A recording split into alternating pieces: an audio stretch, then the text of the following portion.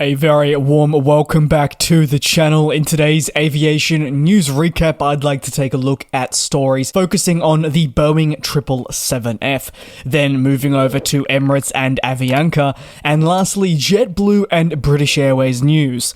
Let me begin with Lufthansa Cargo, who are expected to be kept waiting for their next 777 freighter to be coming from Boeing following new developments exclusively revealed by Aero.de, where the airline has been informed by the American plane maker that a delay is expected to stretch now several months. What was previously expected to arrive in the first quarter of this year will now not arrive until roughly August at the absolute earliest.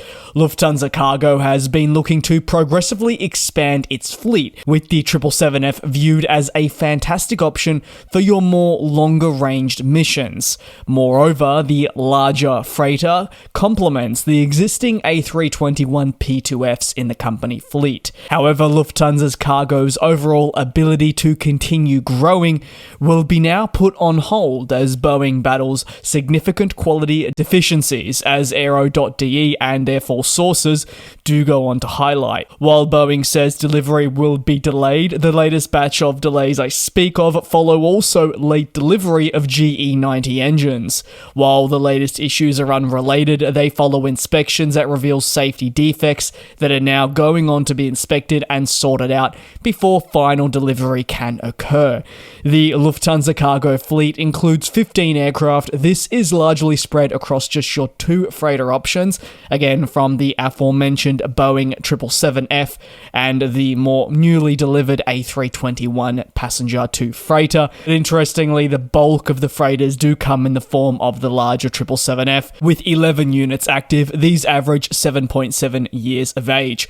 While the A321 P2Fs are technically the newer entry to the actual freighter company, you have to factor in that these aircraft were previously operating as passenger aircraft before they were converted and therefore are older in age. We will definitely have to closely follow for when this 12th 777F can formally enter service with Lufthansa Cargo and obviously boost their available capacity. On to Emirates, who have unveiled plans to partner with Avianca to offer greater connectivity across select routes across both the company's networks. The airlines say that the codeshare flights will begin on the 4th of June.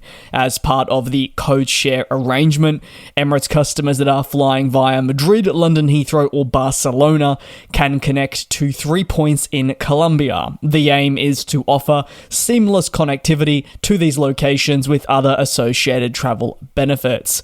Moreover, to add further convenience, these will all be bookable on the Emirates website or over at Avianca with immediate effect.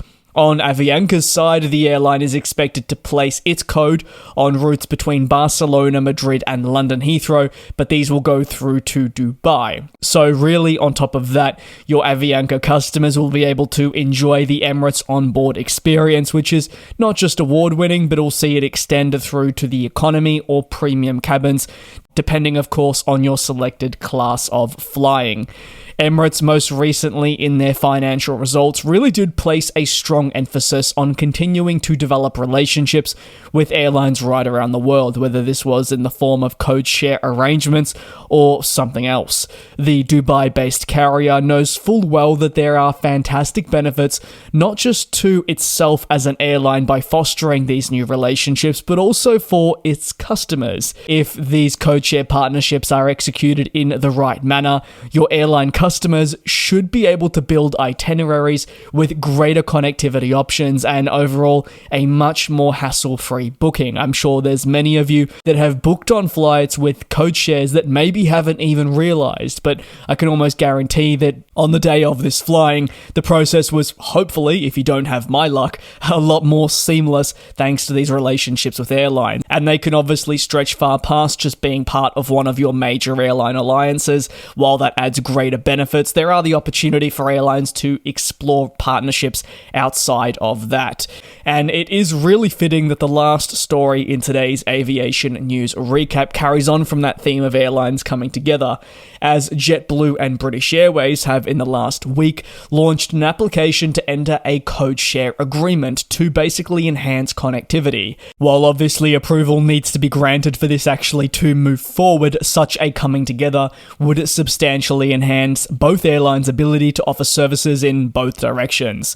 Thanks to the addition of the A321neo family, JetBlue has begun flying towards Europe in recent years and has enjoyed this. As part of a European expansion, the airline believes partnering with British Airways will provide greater opportunities for transatlantic travel, whether this is for leisure or business purposes. British Airways, if approved, would put its code on select flights from New York to Buffalo, Burbank, Richmond, Orlando, Miami, San Diego, Seattle, Tampa, among many others.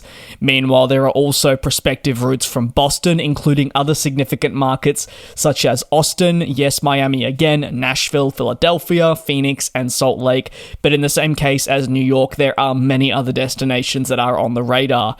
If approved, this extensive codeshare agreement would allow British Airways customers greater connectivity across the United States. Moreover, thanks to the significant travel options available, booking services from Europe would be far easier when building the itineraries that I have been speaking of, even in the Emirates portion of this video. As part of JetBlue adding its own codeshare to British Airways flights, it would look towards the likes of London to Amsterdam, Berlin, Brussels, Copenhagen, Budapest, Zurich, Paris, Oslo, Lyon, and many others, making up 17 cities in total.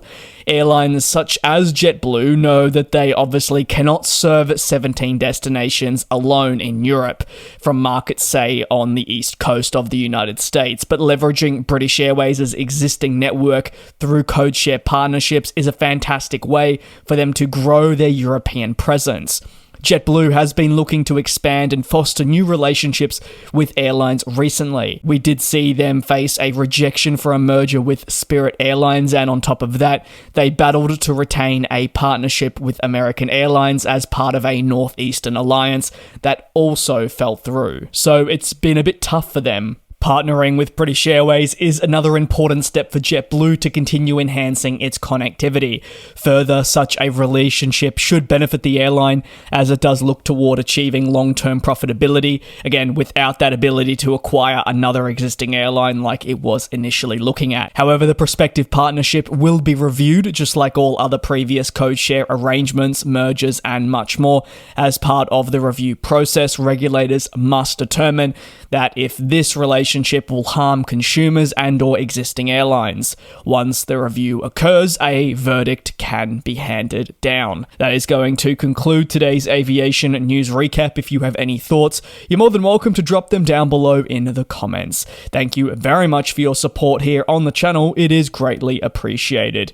Please take care, do also be safe, and I'll see you same place, same time tomorrow for your latest aviation news. And we'll fly.